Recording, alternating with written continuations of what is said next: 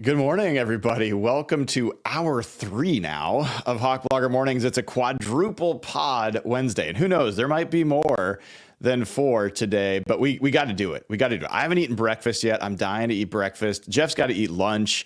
I got to get over to VMAC for a press conference that's going to be very interesting, and an open locker room that's also going to be very interesting. Jeff Simmons, at Real Jeff Simmons, with me to talk about a big trade today, Jeff. The Seahawks acquire Ernest Jones IV from the Tennessee Titans for Jerome Baker and a 4th-round pick. And there's a lot. I mean, we're going to have more to talk about than we have time to talk about it, dude. But what was your initial reaction when you heard the news? Close to like, holy shit. Pretty crazy. My first thing was I had to do that thing where you double click on the tweet to see if it's actually Brady. And Josh sent it to our text group, and I thought he was messing with us.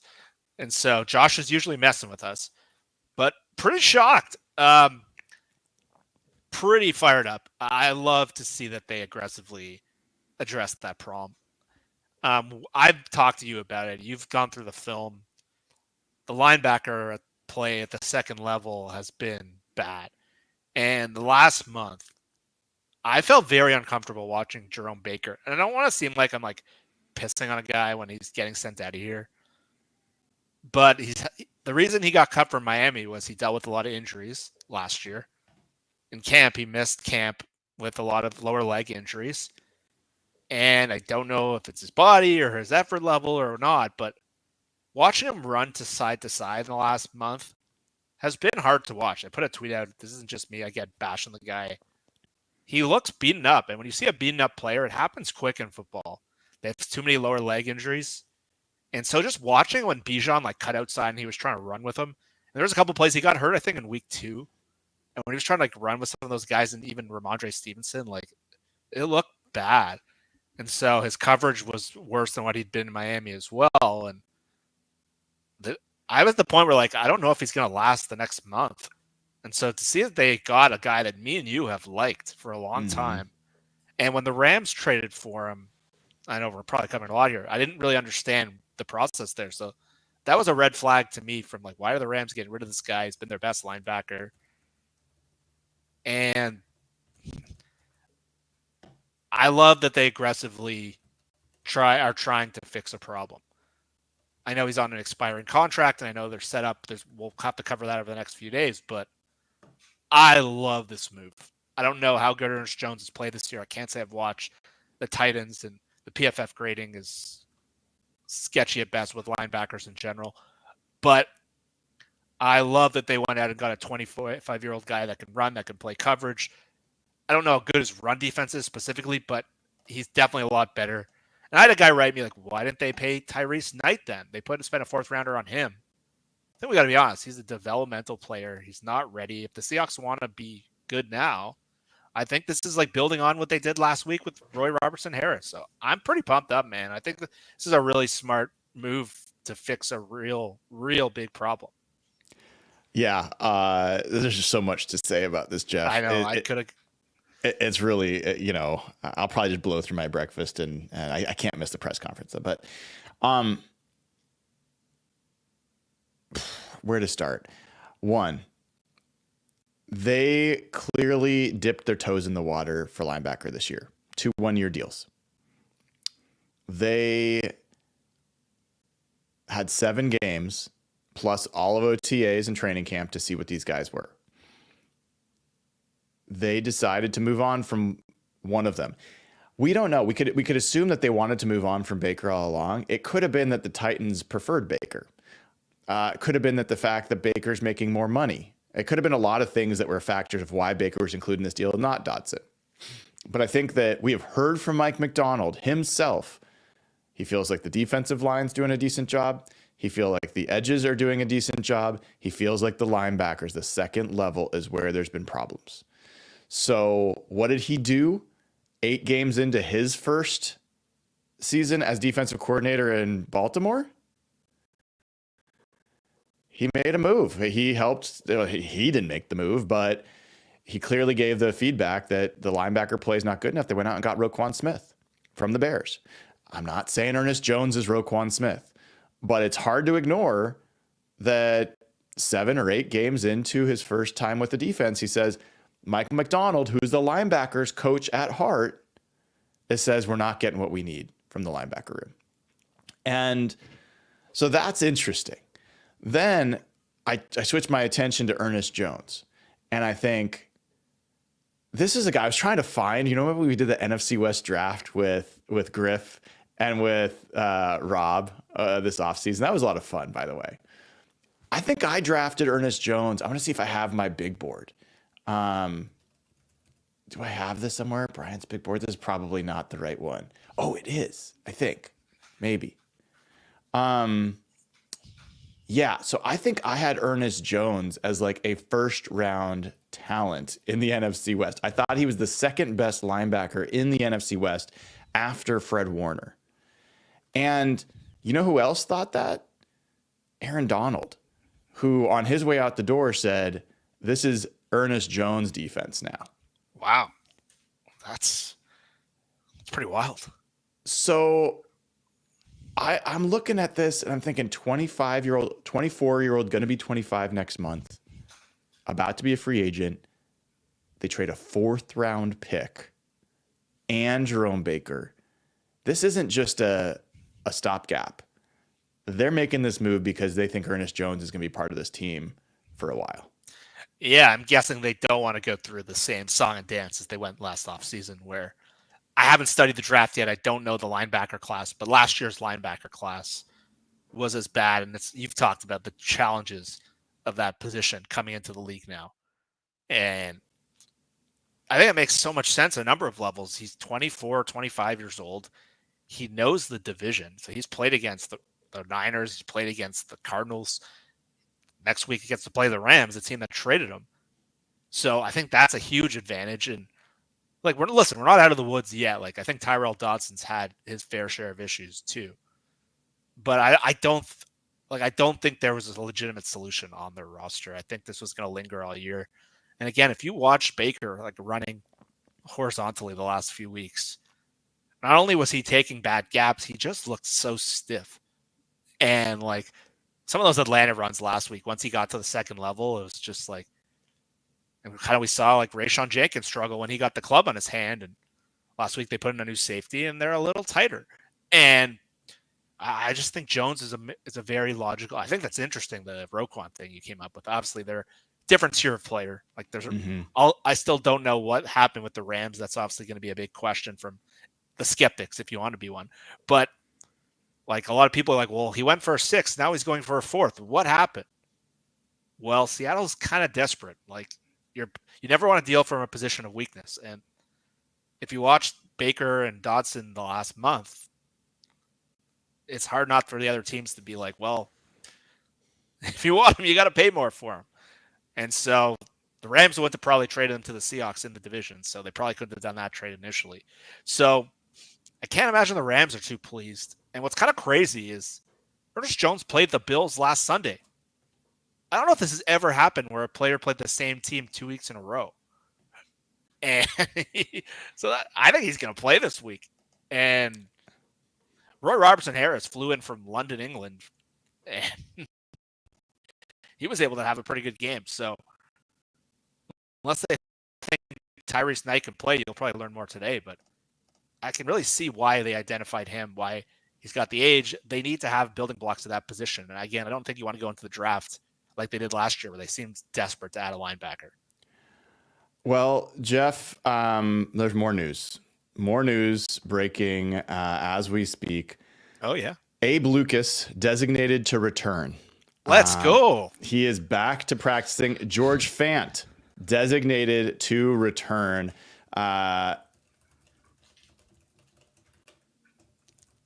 So unbelievable day for the Seattle Seahawks.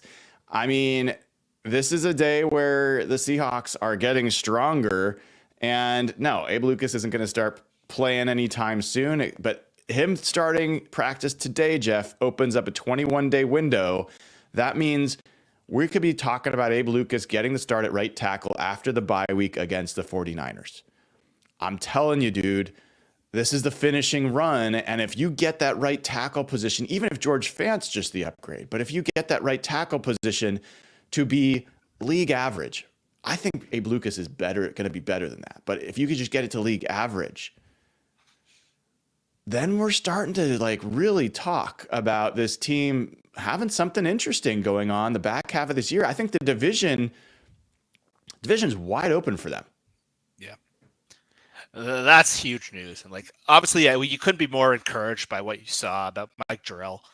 And considering what he could have been and what he was, the fact that he opens up the touchdown run for Ken Walker. But I think we got to be realistic with what Jarrell is. And again, we talk about this a lot. I talk about this a lot, but Jarrell's a developmental player. I think if he can hit and be that every week, then great. But I think over a larger sample, he would probably get exposed a little bit. Atlanta's probably one of the worst pass rushing teams in the league, and they beat him on a few reps. And I think if you're going to go play Nick Bosa and you have Mike Jarrell out there, I think it's a huge deal to have Lucas or Fant. And Fant was a league average tackle last year for a very good Texans team. And I'll say this, I don't know if you've watched CJ Stroud closely. It's a story no one wants to talk about. He's played like crap against any quality competition. And he had 82 passing yards. Like, they miss having quality. Their offensive line has been a little worse. I'm not saying that's related to George Fant, but when he got good protection, he was a much different player last year. And Gino, like, one of the things that makes Gino incredible is he's doing it with probably the hardest circumstances. And if he did have just competent O-line, like, imagine how repeatable his performances would be. And it's not just in domes. But I'm not making excuses, but yeah, like, all of a sudden with Robertson, Harris, and Jones, and potentially shoring up this right tackle, I still have a lot of the big picture questions. Are they good enough? Are they great? Whatever. But if you had the weaknesses like the Seahawks had, you're capable of losing that game to the Giants like they did. And for them to shore up this many weaknesses and not kind of break the bank, I think I have no problem with the 4th round pick. I'm saying that right now. Especially, the other thing to remember, they have a second 4th round pick coming from Damian Lewis on the comp pick side. So I think it's worth taking a shot to fix that spot. And now you look at the roster, and it's definitely a little tighter than it was last week. Yeah, I mean, let's talk about the trade compensation for a second, because when I said this in my show with Ray Roberts when the news broke about this, and I'll say it now for people that are just tuning into this episode. This doesn't look good from a Jordan Brooks perspective. Like, this looks like you just should have signed Jordan Brooks. Yeah. Like, no, that was my reasonable enough deal. Like, you didn't get it done. I will follow for a second the logic tree to where I can get to where John Schneider did what he did.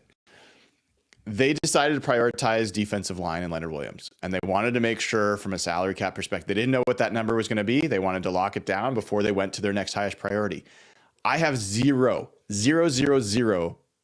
problem with them prioritizing defensive tackle over inside linebacker or like weak side linebacker, like, period. It's a more important position. I think they are better off as a defense to have Leonard Williams and Jordan Brooks. That's my opinion. So that I get. I also think there's a chance that they weren't as high on Jordan Brooks as Seahawks Twitter is, and that Jordan Brooks, physically, they knew like where he was coming off the ACL. Did they feel like they were ready to give him that deal? I think there was questions. So I could understand why they weren't just like, we're getting him no matter what. Yeah. Then they make, I think, the best of what they can do with 1-year deals to kind of test the waters with these guys and Dotson and Baker. And look, this is now a recognition of, okay, those guys, like, that wasn't going to work just by those two. Jerome Baker, I'm not convinced he really wanted to be here in my interactions with the guy. Ray Roberts had great things to say, cautionary about, like, how a guy speaks to a reporter, how you see him as a press person is different than how they might be with other players. So I'm not saying he's a bad seed. I'm not saying that at all. But Tyrel Dodson very clearly wants to be here, very clearly is excited about, taking accountability for trying to make things better. I didn't get the same vibe from Jerome Baker. I'm not saying he's bad. I just didn't get the same vibe from him. And so I think that plus the play that you pointed out, You trade him, you bring in a guy that I think played for in your defense, played in the defense that Mike Macdonald coaches, has division experience, as you mentioned, 24 years old, going to be 25. You can build around this. Now you've got another guy at a second level. You have secondary players. You've locked in Julian Love. You've got your corners. You've got Byron Murphy. You've got your edges in Mafe and Hall. I think that now you've got your second level player that's probably your centerpiece at the second level. This isn't about just winning this year. This is about building a defense that could last for a few years together. And so a 4th round pick in that regard, I don't blink twice at that. I agree with you 100%, Jeff. Yeah, and it's just the problem was like I was talking to Rob offline, and Rob was like, well, why did they trade a 4 and the other team traded a 6? And I think a lot of people are going to come to that conclusion. Like Tennessee got him for a 6 and flipped him for a 4, but Tennessee has to now take on Jerome Baker's contract for the rest of the year. And Seattle was dealing from a pretty big position of weakness. So I understand why someone has come to that conclusion, but again, we can't get into like sunk cost fallacy and things like that. Like what's done is done. They needed to address this problem. And I'm not saying they've solved it like when Baltimore got Roquan to unlock the rest of the defense, but I don't think you can make a case that Ernest Jones is a worse option than Baker the rest of the year. And I think just to take the shot to see if that's an upgrade. And I think there's pretty clear, like I saw, like watching Baker, I thought his level of play was benchable. And Griff and Maddie, I both actually just alluded to something they had heard that Baker was not happy in Seattle. And you got to remember, he's played most of his career in Miami. It's not like he like demanded to move here. Like they cut him. He probably didn't have a ton of options coming off injuries. It might be a culture shock. He's back in the South in Tennessee now, so I haven't been around him. I can't tell the vibes. That did not come to me, but watching him play, it was just as excited I was about the win last week. I'm just like, this linebacker thing is not sustainable. Like they're gonna get beat time and time again, unless Knight can come in and play, or one of the other Logan. I mean, what's his name? Thomas can come in and play, but I would take the flyer on this. I 100%. love them going out and trying to address the problem. Same thing, like they didn't want to see Mike Morris and Miles Adams, and they went out and addressed it. I think it's very similar. I think you got to give them credit. Well, one of the things that's nice here is it's also, unlike the Leonard Williams deal, as much as I love Leonard Williams, he's 30, 31, like that feels like you're at most going to get 3 years, maybe 4 years out of that player. Ernest Jones can be around for a while. So I think that that's pretty cool. And then there's some super chats here I want to get to. So we'll talk about this as we go through. Kane Muss has been a member for 3 months, says, more Hawks, 4 shows today, Brian, you beast. Yeah, no kidding, man. Well, I can't get enough. It's an addiction. Michael Smith says, Seattle's taking advantage of a beat-up NFC West division, tooling up and being aggressive. They're sniffing a playoff berth for sure. Exciting times. I think that's true. Vince Ochoa, who's been a member for a month, says, Brian, how stoked is Evan right now? I don't know. I haven't been able to see it. What's Evan reacting? Have you seen his reaction so far? In text, he seemed pretty fired up. Like he seemed very excited. I think it's hard not to come to the conclusion with the linebackers that everyone has. And I think Evan's big on Mike Macdonald. And so I think when Mike Macdonald comes out and is identifying a linebacker, I think Evan's going to be pretty pumped. Yeah, agreed. Jacoby says the ties are changing. Goosebumps, man. And Jacoby says, after remembering how Jones played against us with the Rams, great addition. And then he has a question here. Jacoby says, do you think Jones takes over the green dot? I was curious about this as well. Like, do we assume that he's going to play kind of the weak side backer that Jerome Baker was? Maybe he plays. One of the things that people don't maybe know about Ernest Jones is that he's an excellent blitzer. And so I think that probably means he is a swap for Baker's position and not the green dot. But who knows? What do you think?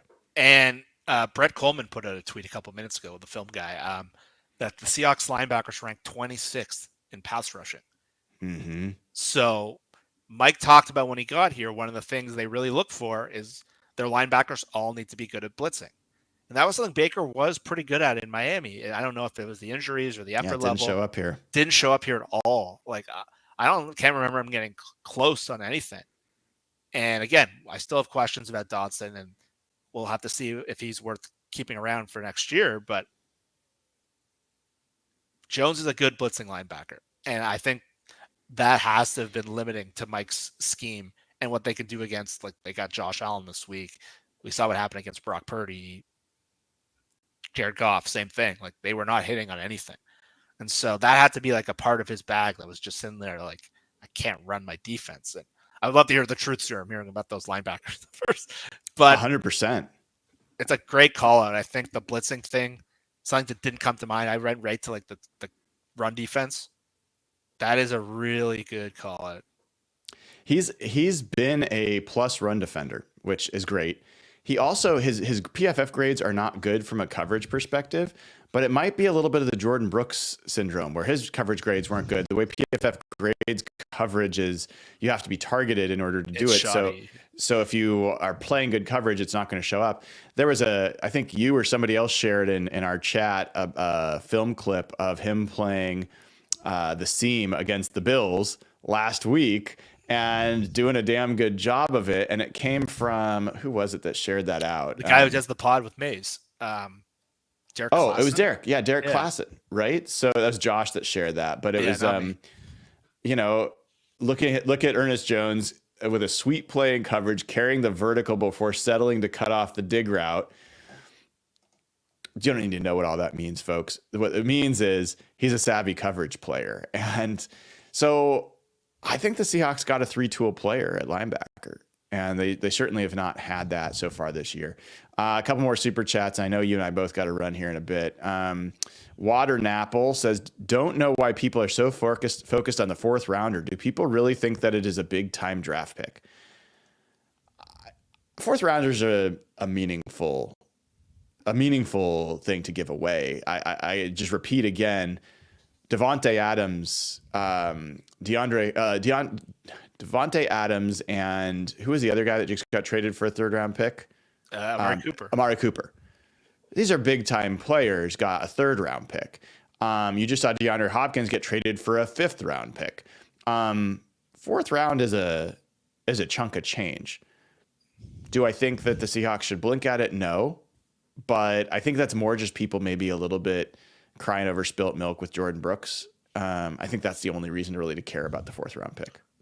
Yeah, I could agree more. Like, look, fourth round pick is potential it's a potential starter. It's not a huge hit rate. Like, usually get a guy who's got a shot to be a starter or a depth player or a project, but it's still an asset, either that you can get it for, like you talked about, some of the players you can use it to acquire, or like, if you've watched the Steelers, it's going to make you upset, but like Mason McCormick looks pretty good as a guard for them right now. Mm-hmm. And that could have been a fourth round pick. And look, AJ Barner's looked pretty exciting at times. Tyrese Knight was a sixth round projected guy, but there's a lot of guys we liked in that range that have looked like pretty good players. So I don't think the fourth is nothing. Like, here's the fourth round picks for the Seahawks since 2020. DJ Dallas, Colby Parkinson, Trey Brown, Kobe Bryant, Cam Young, Anthony Bradford, AJ Barner, and Tyrese Knight. There's a number of those guys that are useful. Not many of them that are great, but you're going to get a player that gets snaps in the fourth round. And so you're saying we're going to spend money on a free agent instead of that by acquiring Ernest Jones. Yeah. I don't think you're going to get a player like Ernest Jones in the fourth round. So a couple more here. Don't we also save money on the cap this year? I haven't actually looked at this. I know Ernest Jones is on his rookie deal. I'm not sure that they do. Maybe. Yeah, I don't know. The fourth round pick might have moved up from a fifth round if there's some sort of where Tennessee's taking on some more salary in some way. That happens. Yeah. And then Axel MTG says, short-term outlook. He played the Bills last week. Yeah, so I do think he's going to play this week. I hope so. I don't know who else to play in linebacker. Well, some people would be like, oh, they'll play Tyrese Knight this week and Ernest Jones adjust. He just came from the same scheme. He knows what he's doing. He's going to slide right in. Literally prepared for them last week. Yeah. Doesn't need a game plan. Yeah. So I expect him to play this week. Should be interesting. Jeff, any other thoughts here either on this, the Abe Lucas, George Fant news, anything like that gets your attention? No, I'm just so curious how Mike addresses this. I think he'll just come out and talk about how he likes Ernest Jones and whatnot. The one thing I would love to know about, and I don't know if Jordan Rodriguez would know, but like I would love to know what happened with the Rams, because that deal never made sense to us. They've been bad at the inside linebacker spot this year. The Rams have one of the worst defenses in the league. They had a guy who's on a rookie deal who's been like a captain for them. I would love to know more about what happened there, like what the rationale was, why they traded him for basically nothing. Like I know Josh was wondering, like, why did the Titans also get rid of him? But the Titans are 1-5, 1-6. They're rebuilding.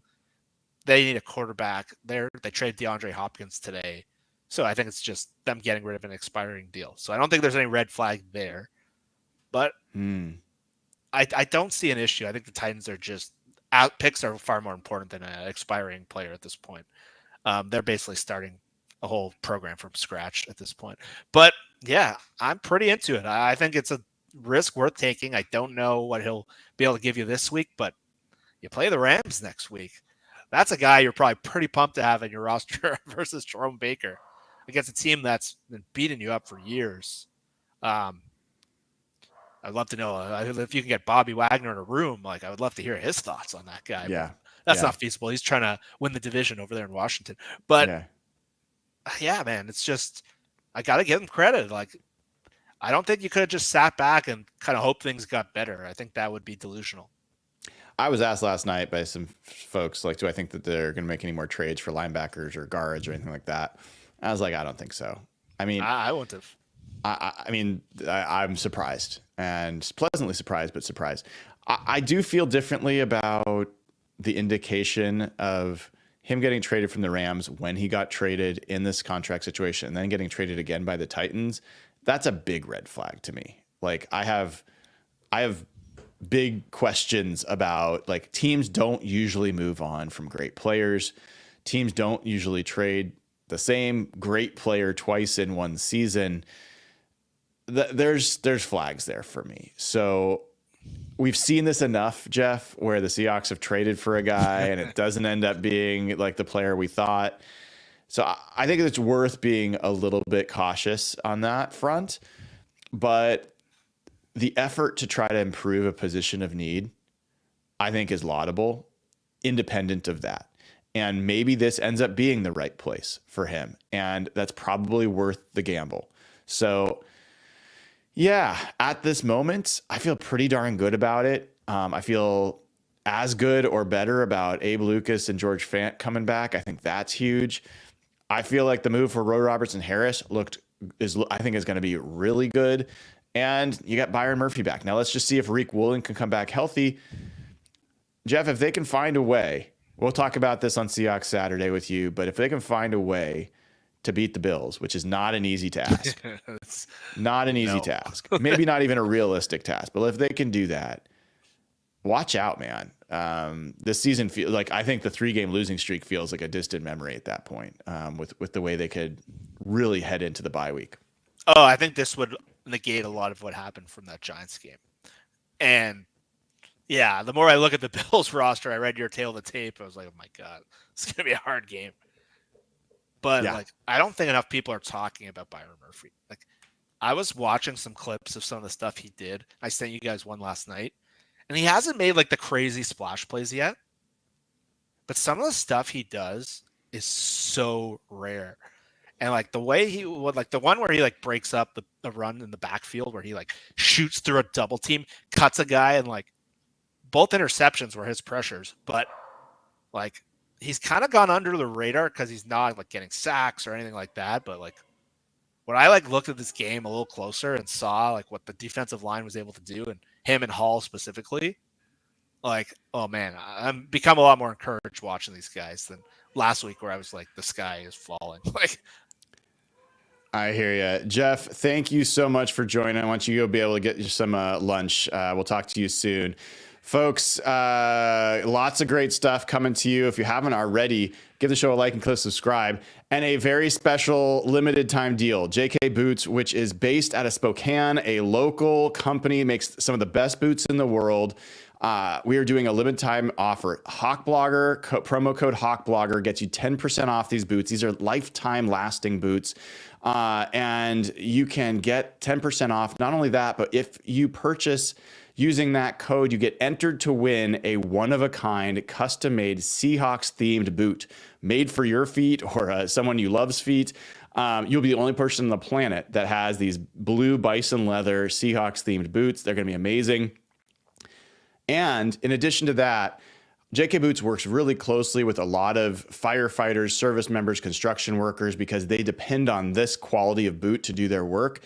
When we get to 10 boots sold using code Hawkblogger, they're going to give away a pair to Wildland Firefighters Foundation to make sure that a wildland forest firefighter is wearing a great pair of JK boots to help protect our forests, protect the Northwest, protect our people, protect our homes, and keep everything beautiful where we live. So head on over to jkboots.com, use code Hawkblogger, sign up to get, or not sign up, just get 10% off.